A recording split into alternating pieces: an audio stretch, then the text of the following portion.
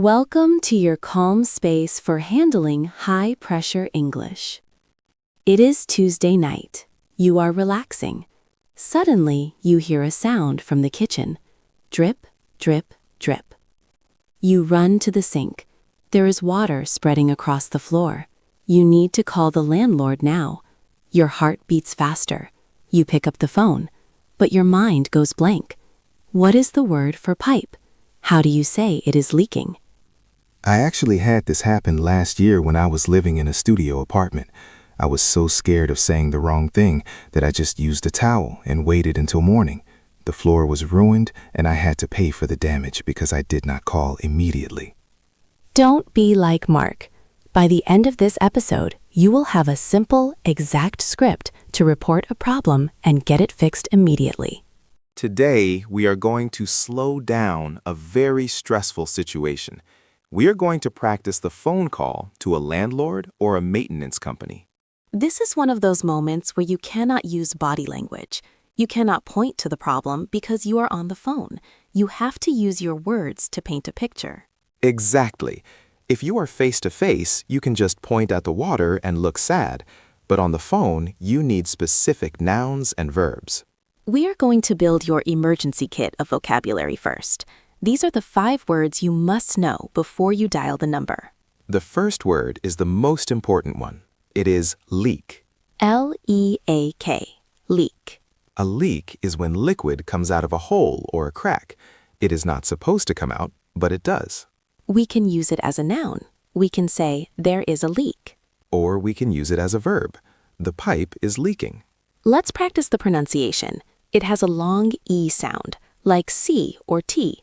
Leak. Repeat after Anna. Leak. The pipe is leaking. Great. If you only remember one word today, remember leak. It tells the landlord everything they need to know. The second word in our kit is pipe. P-I-P-E. Pipe. This is the tube that carries water.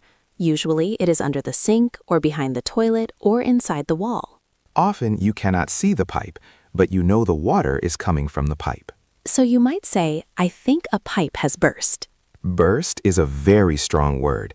It means the pipe broke open suddenly. It is an emergency word. Let's keep it simple for now. Just remember pipe. Repeat after me. Pipe. Under the sink. The pipe under the sink. Very good. The third word is stain. S-T-A-I-N. Stain. This is useful if the water is coming from the ceiling. Maybe the apartment above you has a problem. You look up and you see a dark mark on the white paint. That brown or yellow mark is called a stain. You might call your landlord and say, there is a big water stain on my ceiling. This is important because sometimes there is no water dripping yet. There is just a stain. But a stain means there is a problem inside the ceiling. Let's practice that. Stain. Water stain. There is a stain on the ceiling. Perfect. The fourth word is drip. D-R-I-P. Drip. This is the sound you hear. It is also the action.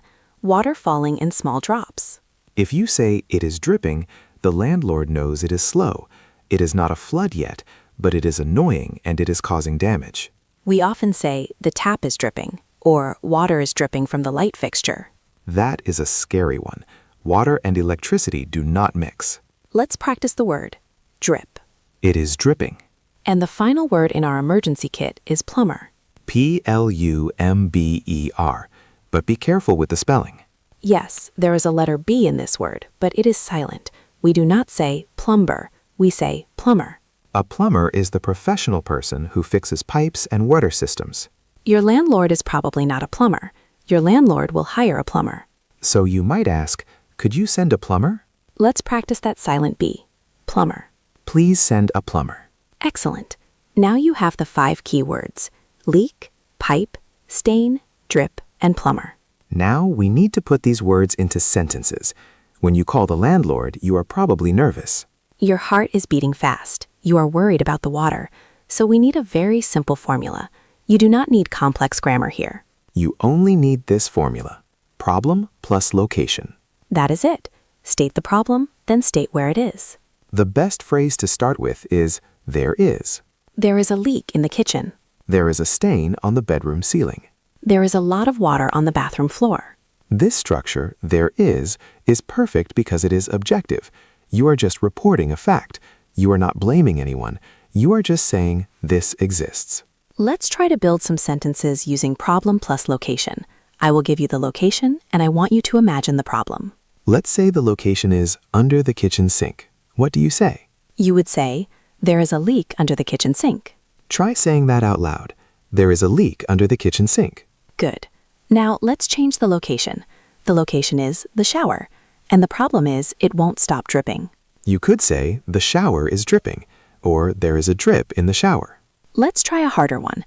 The location is the ceiling, and the problem is a brown mark. Remember the word for the mark? Stain. So you say, there is a water stain on the ceiling. This formula works for almost everything. There is a problem in the location. But Anna, sometimes saying there is a leak is not enough to make the landlord come quickly. That is true. Landlords are busy people. If you just say there is a drip, they might think, okay, I will fix it next week. We need to add urgency. We need to explain why they must come now. We call this the consequence. You state the problem, and then you state the consequence. For example, there is a leak under the sink and it is damaging the wood. Damaging the wood is the consequence. Landlords care about their property. If they hear damage, they move fast. Or you could say, the heating is broken and the apartment is freezing. The apartment is freezing is the consequence. It means you cannot live there comfortably. Let's practice 3 consequence phrases. These are phrases that make the landlord take action. Phrase 1, it is getting worse. This is very useful. Maybe the leak started small, but now it is big. The leak is getting worse. Repeat that. The leak is getting worse. Phrase 2, I am worried about the floor. Landlords hate replacing floors. It is very expensive. If you say you are worried about the floor, they will listen. Repeat that. I am worried about the floor. Phrase 3, it is urgent. Sometimes you just need to say the word, urgent. I think this is urgent. Repeat that. I think this is urgent. Now we have our vocabulary, our formula, and our urgency. We are ready to make the call. We are going to simulate a full phone call. First, I want you to just listen. I will play the role of the tenant. And I will be the landlord.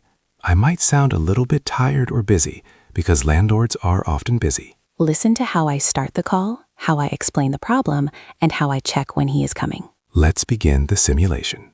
Ring, ring. Hello, is this Mr. Peterson? Yes, this is him. Who is this? Hi, this is Anna from apartment 4B. I am sorry to call you so late. Oh, hi, Anna. Is everything okay? Actually, I have a bit of an emergency. There is a leak under the kitchen sink. A leak? Is it a big leak? It is dripping quite fast. I put a bucket under it, but the water is spreading on the floor. I am worried about the wood. Okay, I see. When did it start? I just noticed it 10 minutes ago, but it seems to be getting worse. Could you send someone to take a look? I can call the plumber, but he might not be able to come until tomorrow morning. I understand, but I am afraid to turn on the water. Is there any way he could come tonight? Let me call him. If he cannot come, I will come over and turn off the main water valve myself. Thank you. I would really appreciate that. I will call you back in 5 minutes. Great. Thanks, Mr. Peterson. Bye. Okay, take a deep breath.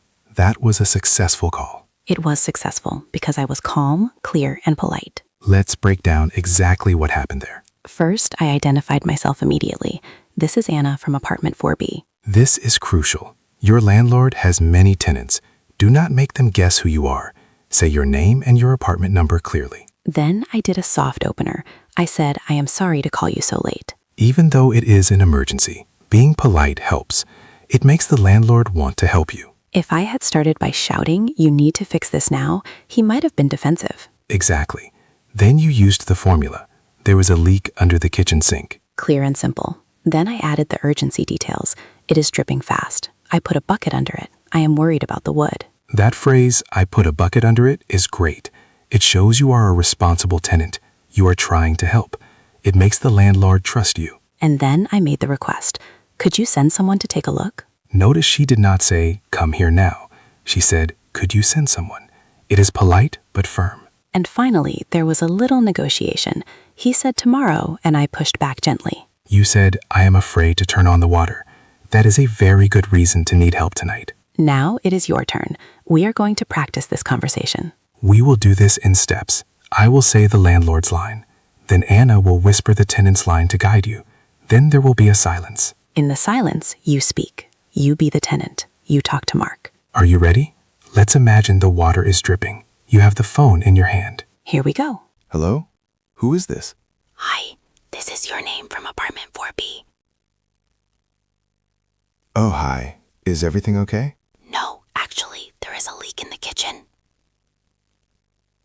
A leak. Where exactly is it coming from? It is coming from the pipe under the sink.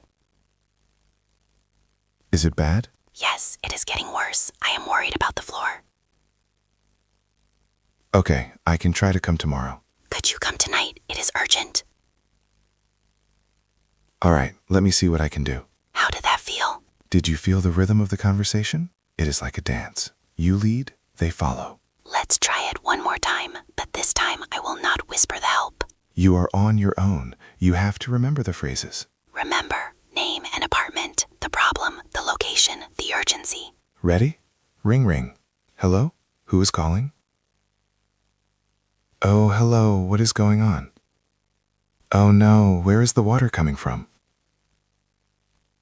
I see. Can it wait until the morning? Okay. I will call the plumber right now. Well done. That was excellent practice. Even if you made a mistake, that is okay. The important thing is that you communicated the message. Before we continue to the next variation, I want to take a moment. We know that learning English for real life can be stressful.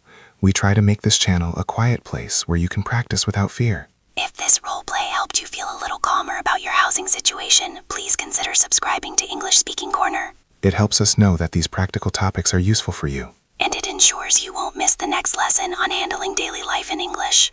Now, we need to talk about one more situation. What happens if the landlord does not answer the phone? This is the nightmare scenario for many people. You call, it rings 5 times, and then beep. You have to leave a voicemail. Many learners hang up immediately. They are too scared to record a message. But if you hang up, the landlord does not know there is an emergency. You must leave a message. The structure of a voicemail is almost exactly the same as the conversation, but you have to be faster. You need to include your name, your number, the problem, and a request for a callback. Let's construct a perfect voicemail script. Hi, this is Anna from apartment 4B. I have an emergency with a leak in the kitchen. Please call me back as soon as possible at 555-0199. Thank you. Short, clear, urgent. Let's practice that. I will give you a beep sound. After the beep, you have to say the whole message. Imagine you are speaking clearly into the microphone. Do not rush, just speak clearly. Ready? Beep. Did you remember to say your phone number? That is the most common mistake. People say, call me back, but they forget to say the number. Even if the landlord has your number on caller ID, say it anyway. It shows you are serious. Let's try it one more time. Include your name, the leak, and your number. Beep. Much better. Much better. There is one final detail about maintenance calls. What is that? Sometimes the landlord asks you to send a photo. Oh, yes, that is very common now with smartphones. He might say, "Can you text me a picture of the leak?" This is great for you. A picture speaks 1,000 words. If he asks that, you can say, "Sure, I will send it right now." Or you can suggest it yourself. If you are struggling to describe the pipe, you can say, "Can I send you a photo?" That is a wonderful escape phrase. If you forget the word for hinge or valve or crack, just use the photo. Can I send you a photo? Repeat that. Can I send you a photo? That phrase can save you a lot of headache. We have covered a lot today. You have learned the vocabulary: leak, pipe, stain, drip, plumber. You learned the formula, problem plus location. There is a leak under the sink. You learned the urgency phrases: it is getting worse, and I am worried about the floor. And you practiced a full conversation and a voicemail. You are ready. You really are. I hope you never have a pipe burst in your apartment. But if you do, you won't freeze. You will take a breath, pick up the phone, and handle it. Your next step is simple. Open the Notes app on your phone right now. Create a new note and title it Emergency Scripts. Type in the 3 key sentences we learned today. 1.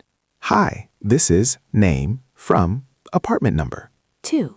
There is a leak in the location. 3. It is urgent. Could you send someone, please?